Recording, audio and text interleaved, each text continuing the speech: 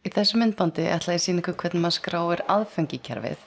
Eins og áður þá er hægt að skrá margar mismunandi aðfangategundir og þær gefa allar nokkra mismunandi skráningareiti eftir því sem við á. En ef við byrjum á því að finna hvar aðföngin eru, ef þið sjáuð ekki þennan flipa hér, þá gætið þið þurft að smella hérna efst í hægra hornið á línurnar 3 og þetta er undir safnkostur aðföng. Svo er það plúsin hérna neðst sem þið þurfum að smella á til að búa til nýtt aðfang. Og þá fæ ég upp svona lista yfir allar þær mismunandi tegundir sem ég get skráð í kerfið. Þær eru mjög keimlíkar en ég ætla að prófa bara að opna hérna myndlist. Við reyndum að hafa þannig að reitirnir hérna uppi væru þeir sömu hjá öllum aðfangategundunum til að þetta verði ekki ruglingslegt fyrir þau sem er að vinna með margar aðfangategundir. Og svo hérna fyrir neðan eru eiginlega sömu upplýsingar eða sömu reitir fyrir alla tegundir, en svo eru einhverjir mismunandi flipar hér með svona ítar upplýsingum sem á við viðkomandi aðfang. Það er líka gott að muna það að reitirnir sem eru hér á grunnblaðinu eru margir af þeim sem verða svo sýndir á ytri vefnum. Ef við byrjum á því að hlaða upp mynd, þá getum við smellt hér. Þá getum við smellt á einhverja af myndunum sem við á, gera open.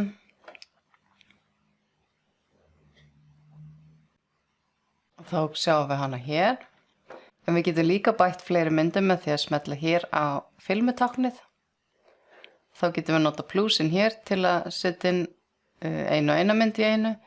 En ég get líka opna möppu í minni eigin tölvu og valið það sem ég vil hengja við og dregið það einfaldlega hérna yfir.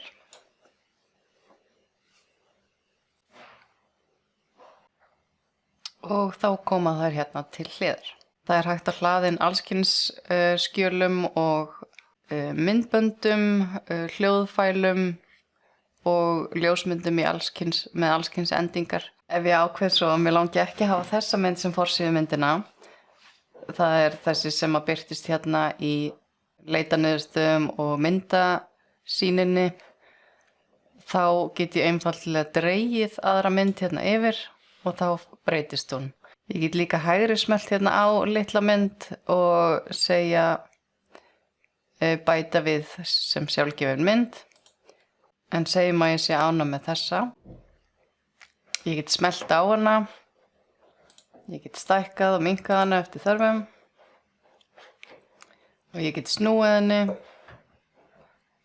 En ég ætla að loka núna. Svo eins og ég sagði í öðru myndbandi þá eru nokkra tegundir af reitum og þeir haga sér svona mismunandi. Þeir reitir sem eru með svona plús fyrir aftan sig, það eru þeir reitir sem er hægt að setja inn margar mismunandi upplýsingar. Þá velum maður fyrst einhverja tegund úr lista og svo velum maður viðkomandi upplýsingar. Segjum að ætla að velja núna safnnúmer. Ég ætla að nota safnnúmer B. Þá get ég byrjað að skrifa það inn hérna. Númerakerfi, þá ætla ég líka að velja safnnúmer B. Af því að þá fæ ég fyrirfram skilgreinda reiti og hún mun stoppa mig af kerfið ef að ég myndi reyna að setja einhver skrítin tákn hérna í reitina sem að eiga ekki að heima í þessu númerakerfi.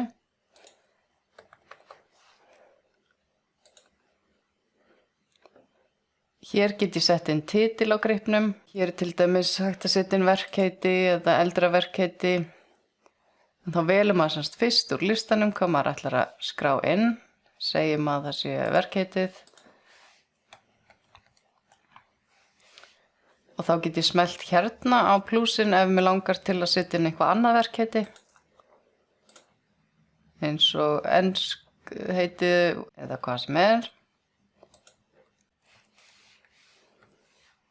Svo smelli ég OK og þá koma inn bæði sem ég setti inn. Og þessi reitir haga sér allir eins. Maður velur fyrst, eins og í nafnaskráni, þá vel ég fyrst hvaða hlutverk þessi manneskja hefur eða hvað tengingu þessi manneskja hefur við gripinn og svo velja nafnið, svo setja ég plúsin ef ég ætla að velja annað nafnin.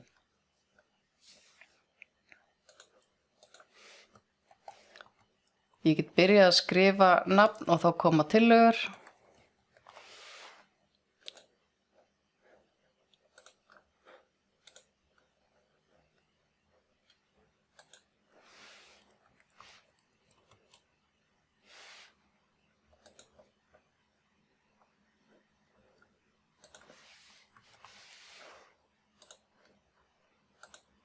Og svo smetla OK.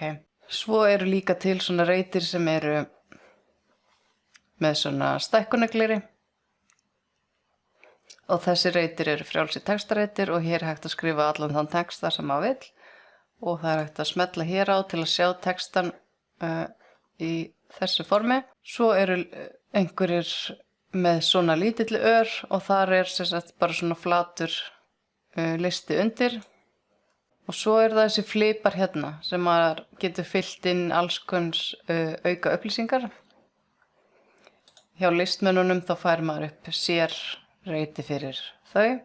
Undir þessum hérna flipa þá getur maður valið inn varðveislustað gripsins og í gagnaflutningunum þá fluttum við alla yfir í það sem heitir núverandi varðveislustaður en það er einnig hægt að setja inn varanlegan varðveislustað.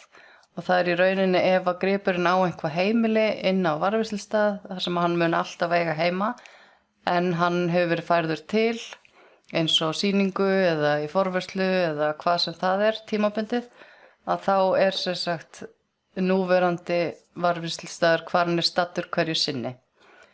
Og þessi virkni hér undir tengist öðrum módúl í kerfinu sem heitir flutningar og hann er mjög sniðugur að nota hann af því að ef maður er með þetta vel skráð þá getur maður verið að færa til gripina marga í einu.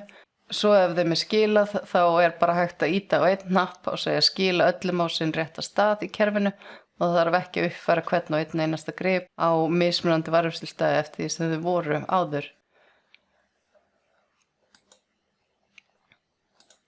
Hér sjáu þið að það kemur svona reitur með svona dagatalamerki.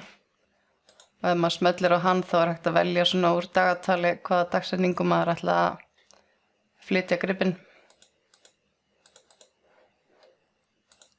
Svo eru allir reitir sem eru með svona ör niður, það er einhvers konar listar undir því til að velja úr og það er alltaf hægt að byrja að skrifa nokkra stafi á lyklaborðið í staðinn fyrir að þurfa að leita í gegnum allan listan. Það kom alltaf svona leitartillögur þegar maður byrjar að skrifa. Undir tengd aðföng er hægt að setja inn undirskrá og það er það sama því ítið á plúsin og þið getur byrjað að skrifa nafni á undirskráni sem þessi gripur á að tilheyra. En það er líka hægt að tengja gripina frá undirskráni sjálfri. Tengd aðföng, þetta er nýreitur hjá okkur og það er sem sagt ef að þessi gripur er partur af einhverju stærri heild. Ef þetta er einhver bátur sem hefur þurft að geyma í nokkrum hlutum en er klárlega sami gripurinn, þá er hægt að segja hérna að hann sé hluti af öðrum grip og tengja þá saman og þá sést tengingin líka strax á hinum gripnum.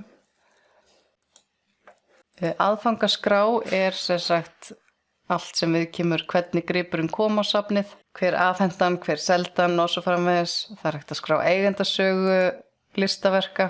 Þá er til dæmis hægt að velja hérna hvenær þessi aðili átti þetta verk.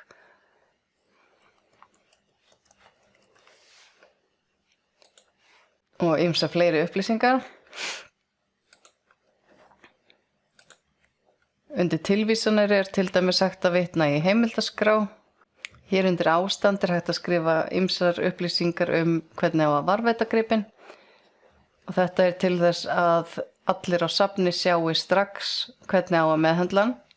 Hér er annar flipi sem heitir meðhöndlun, það er það sama. Og hér er til dæmis verið að segja hvernig á að meðhöndla hann þegar það er verið að sýna hann, eða þegar það er verið meðhöndla hann, eða hvort það vanti einhvers konar öryggisbúnað með gripnum.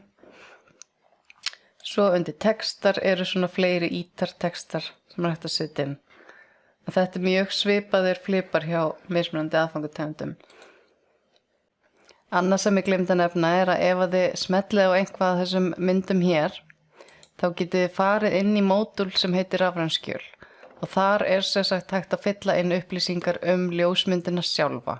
Sem sagt ef að þið fenguð til dæmis ljósmyndara inn á safnið til að taka myndir af einhverjum verkum, það hægt að skrá inn til dæmis ljósmyndara, hvenær hún var ljósmynduð, hvort það má birta myndina sjálfa á Ytri-vef, höfundarétt og allskyns auka upplýsingar.